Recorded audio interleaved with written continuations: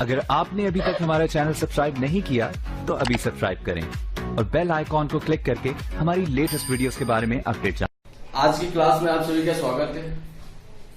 आज की क्लास में हम लोग देखेंगे the conduction system of heart. Heart के भीतर कौन सा कंडक्शन सिस्टम चलता है, क्यों? क्योंकि आपको पढ़ना है इलेक्ट्रोफिजियोलॉजी ऑफ हार्ट, इसी से रिलेटेड है आपका इलेक्ट्रोफिजियोलॉजी ऑफ हार्ट। तो इलेक्ट्रोफिजियोलॉजी ऑफ हार्ट जानने से पहले हमको जानना पड़ेगा क्या चीज, what is the conduction system of heart. और ये जो हार्ट का फिगर है ये ट्रांसवर्स सेक्शन ऑफ हार्ट है। अब इस ट्रांसवर्स सेक्शन ऑफ हार्ट में आपको हमने दिखाया कंडक्शन सिस्टम ऑफ हार्ट। अब कंडक्शन सिस्टम ऑफ हार्ट की बात करें तो स्टार्टिंग पॉइंट जो मिलता है कंडक्शन सिस्टम ऑफ हार्ट वो होता है ऐसे नोड। ऐसे नोड जो है पाया जाता है आपके सुपीरियर वेना केवा की जो ओपनिंग है उस ओपनिंग के जस्ट इंफीरियर, जस्ट नीचे, यानी जहां पर सुपीरियर वेना केवा खुल रही है उसी के बॉटम पे आपका पाया जाता है ऐसे नोड। ऐसे नोड जान गए। दूसरा जो कंडक्शन सिस्टम का महत्वपूर्ण अंग है वो है आपका एवी नोड। एवी नोड पाया जाता है वो है एट्रियोवेंट्रिकुलर सेप्टम के और इंटर एट्रियम सेप्टम में इसका जो क्रॉस पॉइंट है इस पोर्शन पे पाया जाता है आपका दूसरा नोड, जो कि कहलाता है एट्रियोवेंट्रिकुलर नोड, जिसको साइड में बोलते हैं एवी नोड। इस एवी नोड से एक छोटी सी संरचना जुड़ी होती है, उस संरचना को बोलते हैं बंडल ऑफ हिस, जो कि हमने अपने फिगर में हरे कलर से दिखा रखा है। अब ये जो बंडल ऑफ हिस है ये अराइज होती है आपका एवी नोड से, इसलिए इसका दूसरा जो नाम होता है उसको बोलते हैं एवी बंडल, एट्रियोवेंट्रिकुलर बंडल या बंडल ऑफ हिस। अब ये नीचे की तरफ जाती है और दो भागों में बाइफर्केट हो जाती है। बाइफर्केट होके वो दो फाइबर्स के रूप में वो मूव करती है। जो दो फाइबर के रूप में वो बाइफर्केट हुई है उसमें से जो पोर्शन दाईं वाले वेंट्रिकल रीजन में जाता है उसको बोलते हैं राइट बंडल ऑफ ब्रांचेस, और जो बाईं तरफ जाता है उसको बोलते हैं लेफ्ट बंडल ऑफ ब्रांचेस। तो ये रहा आपके बंडल ऑफ ब्रांचेस। अब जो ये बंडल ऑफ ब्रांचेस है ये जो है पूरा वेंट्रिकल रीजन में मूव करता है, बट ये पूरे को कवर नहीं कर पाता है। इससे छोटी छोटी फाइबर्स निकली होती हैं। इस बंडल ऑफ ब्रांचेस से छोटी छोटी फाइबर्स निकली होती हैं जो पूरे के पूरे वेंट्रिकल रीजन में फैली होती है, ताकि एक साथ जो भी मैसेज आए वो एक साथ पूरे वेंट्रिकल्स में फैल जाए। और तो जो छोटी छोटी संरचनाएं होती हैं उन संरचनाओं को बोलते हैं पुरकुंजे फाइबर्स, उनको बोलते हैं पुरकुंजे फाइबर्स। तो अगर इसके कंडक्शन सिस्टम में देखा जाए मेन पॉइंट तो आपको मिलता है SA node, sinoatrial node, दूसरा मिलता है एवी नोड, तीसरा मिलता है आपका बंडल ऑफ हिस, चौथा मिलता है आपका लेफ्ट बंडल ऑफ ब्रांचेस, फिर मिलता है आपको राइट बंडल ऑफ ब्रांचेस, फिर मिलता है आपको पुरकुंजे फाइबर्स। तो ये तो है कंडक्शन सिस्टम के पार्ट।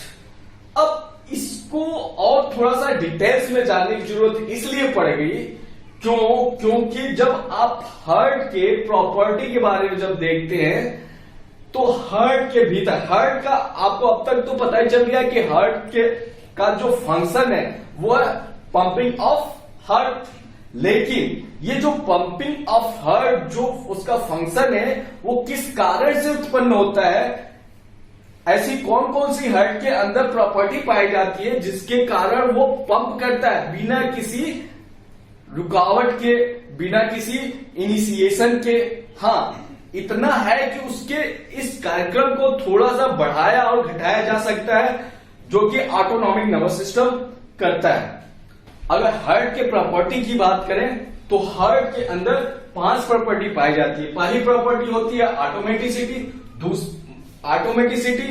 ऑटोमेटिसिटी का मतलब होता है कोई भी चीज अपने आप होना, उसको बोलते हैं ऑटोमेटिसिटी। दूसरी प्रॉपर्टी एक्साइटेबिलिटी। एक्साइटेबिलिटी मतलब जनरेशन ऑफ इम्पल्स, यानी एक्शन पोटेंशियल का जनरेशन, यानी पोलराइज कंडीशन से डीपोलराइज कंडीशन में जाना, इसको बोलते हैं एक्साइटेबिलिटी। तीसरा है आपकी कंडक्टिविटी, जो एक्साइटमेंट, जो एक्शन पोटेंशियल जनरेट हुआ है वो क्या होगी, एक पोर्शन से दूसरी तरफ जब मूव करती है तो उसको बोल देते हैं कंडक्टिविटी। तो ये भी पाई जाती है किसमें, हार्ट के भीतर।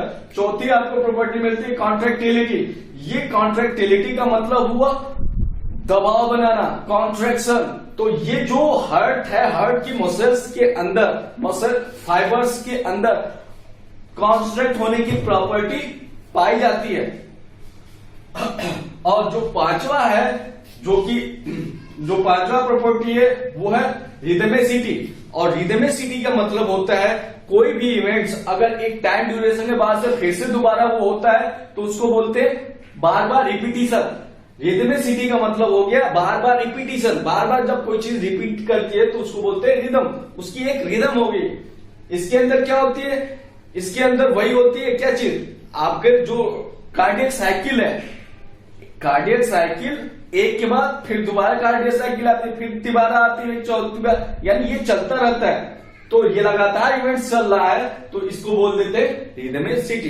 तो ये तो रही प्रॉपर्टी आपकी हार्ट की। इस प्रॉपर्टी, इन सारी प्रॉपर्टी के कारण हमारे बॉडी के अंदर प्रॉपरली ब्लड का क्या होता है, पंप होता है।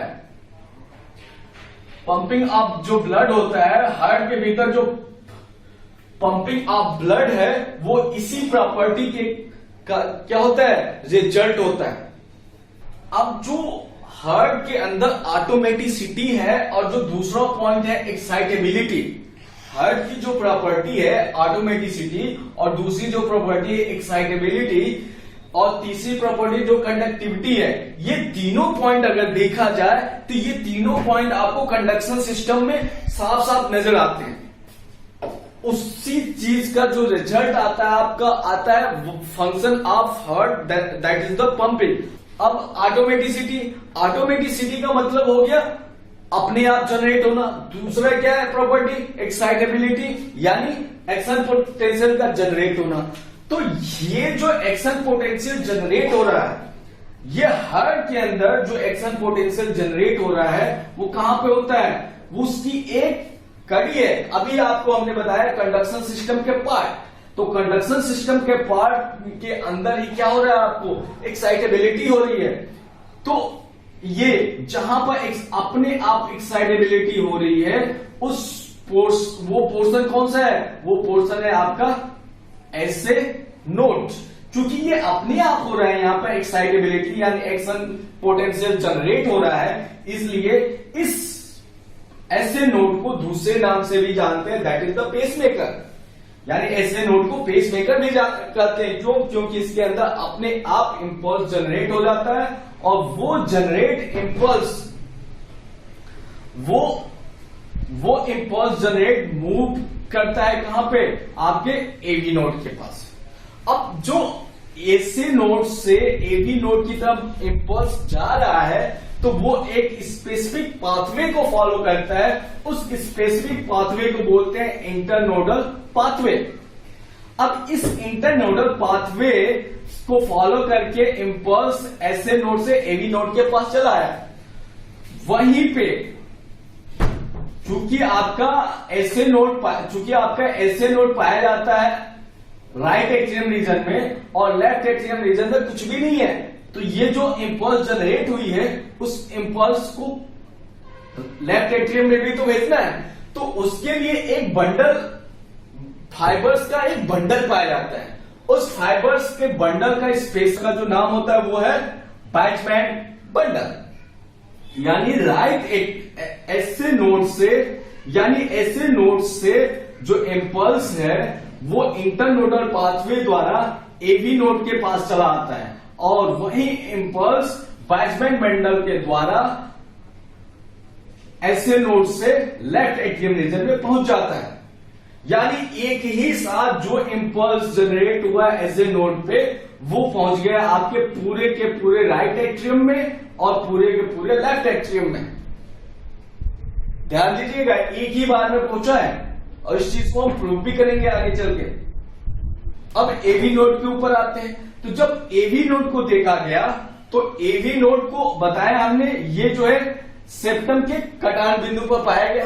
ये वाला सेप्टम, इधर वाला सेप्टम, दोनों सेप्टम के बीच वाले कॉर्नर वाले पोर्शन पर आपका पाया गया एवी नोड।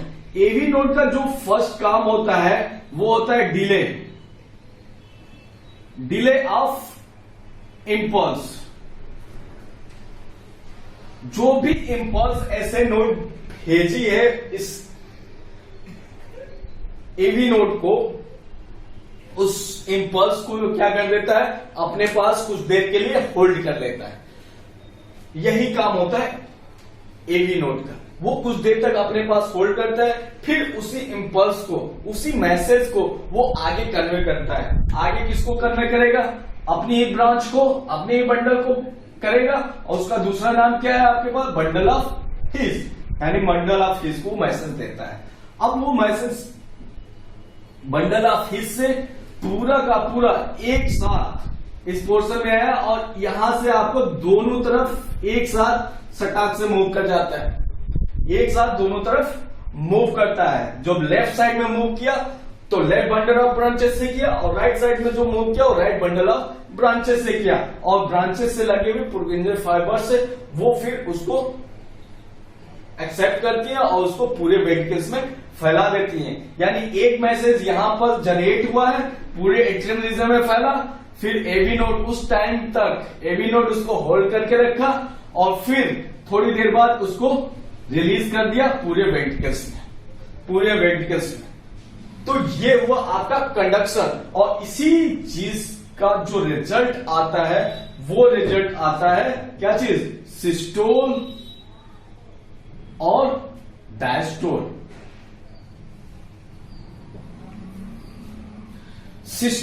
आपको यह भी पता है सिस्टोल का मतलब क्या होगा, सिस्टोल का मतलब होता है हार्ट का कॉन्स्ट्रक्शन और डायस्टोल का मतलब होता है हार्ट का रिलैक्सेशन। सिस्टोल का मतलब हो गया कॉन्स्ट्रक्शन और डायस्टोल का मतलब हो गया रिलैक्सेशन। ये कॉन्स्ट्रक्शन मतलब कॉन्ट्रैक्टिलिटी और डायस्टोल का मतलब वो रिलैक्स हो गया।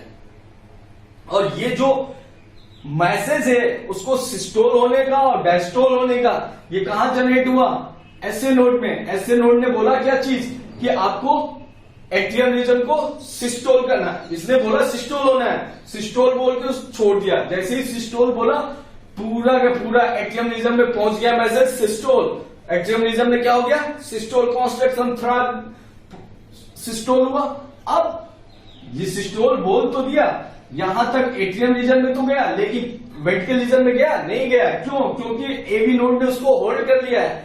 अब होल्ड जैसे ही वो छोड़ता है, यहां से जैसे ही ये छोड़ता है पूरे वेंट्रिकल्स में क्या मैसेज जाता है, सिस्टोल। तो पूरा का पूरा वेंट्रिकल क्या हो जाता है, सिस्टोल। लेकिन जब ये मैसेज देता है वेंट्रिकल रीजन को सिस्टोल होने के लिए, उसी समय आपका एट्रियम रीजन क्या हो जाता है, रिलैक्स कंडीशन में चला आता है। यानी एट्रियम जब सिस्टोल हो रहा है उस समय वेंट्रिकल डायस्टोल की कंडीशन में है, और वेंट्रिकल जब सिस्टोल हो रहा है तो एट्रियम क्या है, डायस्टोल की कंडीशन में। That is clear. अगर इसको और भी क्लियर करना है तो आप चले आइए आप किसके पास, कार्डियक साइकिल के पास।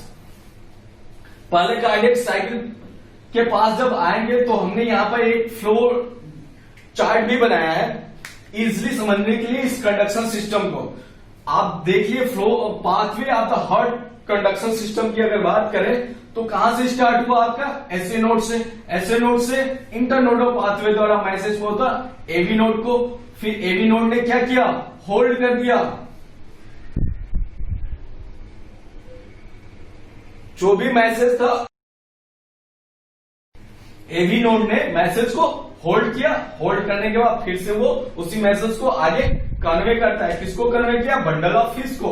फिर बंडल ऑफ हिज से मैसेज कहां गया, बंडल ऑफ ब्रांचेज को, राइट एंड लेफ्ट में गया। और इसके बाद से उसको किसने ले लिया, पुर्किंजर फाइबर्स ने, और पूरे एरिया में फैला दिया। अब आते हैं कार्डियक साइकिल में। कार्डियक साइकिल की जो टाइमिंग है वो टाइमिंग कितना होता है, 0.8 सेकेंड। यानी पूरा का पूरा 0.8 सेकेंड में एक बार हार्ट सिस्टोल और एक बार डायस्टोल कर देता है। और इसके भीतर अगर जाते हैं तो आपको मिलता है क्या चीज, एट्रियम और वेंट्रिकल। तो 0.1 सेकेंड में पूरा का पूरा एट्रियम रीजन क्या होता है, सिस्टोल करता है, और 0.3 सेकेंड में आपका पूरा का पूरा जो वेंट्रिकल रीजन है वो सिस्टोल करता है। बचा कितना, 0.4। तो इस 0.4 सेकेंड में इस 0.4 सेकेंड में आपका एट्रियम और वेंट्रिकल्स दोनों जो है डायस्टोल करते हैं, इसीलिए इस इवेंट्स को बोलते थे कंप्लीट डायस्टोल। ठीक है, तो ये तो रहा आपका क्या चीज, कंडक्शन सिस्टम और कार्डियक साइकिल से उसका कोरिलेशन। एक चीज और यहां पर मैथमेटिकली हम प्रूव कर दें आपको कि जो 1 मिनट में बीट की बात होती है कि 1 मिनट में आपका हार्ट कितनी बार बीट कर रहा है। अगर 1 मिनट का मतलब हो गया 60 सेकेंड और एक कार्डियक साइकिल की टाइमिंग हो गई 0.8 सेकेंड, यानी 1 मिनट में ये एक बार हुआ, 0.8 सेकेंड में एक बार सिस्टोल एक बार डायस्टोल हुआ। अगर उसी को देखा जाए 1 मिनट में कितनी बार हुआ, उसी को हार्ट बीट बोलते हैं। तो इसको 60 डिवाइडेड बाई 0.8, जब इसका रिजल्ट हम देखेंगे तो ये आता है आपका 75। इसलिए कहते हैं कि 1 मिनट में हार्ट जो है 75 बार धड़कता है। वो यहीं से प्रूफ होता है कि आपका हार्ट जो है 1 मिनट में 75 बार धड़कता है।